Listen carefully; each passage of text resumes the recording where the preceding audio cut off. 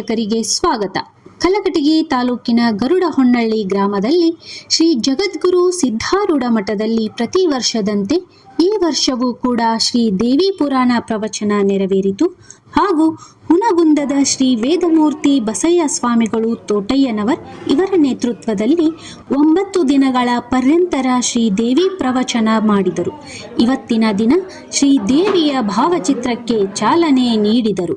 ನಿಮಿತ್ತವಾಗಿ ಇವತ್ತಿನ ದಿನ ಗರುಡಹೊನ್ನಳ್ಳಿ ಗ್ರಾಮದಲ್ಲಿ ಶ್ರೀ ಸದ್ಗುರು ಸಿದ್ಧಾರೂಢ ಮಂಗಲಮೂರ್ತಿಗೆ ಬೆಳಗಿನ ಜಾವ ರುದ್ರಾಭಿಷೇಕ ಹಾಗೂ ದುರ್ಗಾ ಹೋಮ ಪೂಜಾ ವಿಧಿವಿಧಾನ ನೆರವೇರಿತು.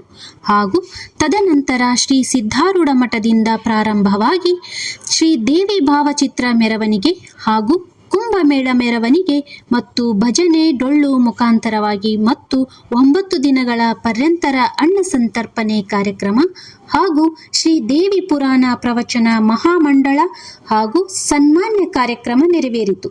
ಸ್ವಾಗತಿಸಿದರು ಮತ್ತು ವಂದಿಸಿದರು ಶ್ರೀ ಪರಶುರಾಮ್ ರಜಪೂತ್ ಮತ್ತು ಗ್ರಾಮದ ಗುರು ಹಿರಿಯರು, ಸಕಲ ಸದ್ಭಕ್ತರು, ತಾಯಂದಿರು ಭಾಗವಹಿಸಿದ್ದರು.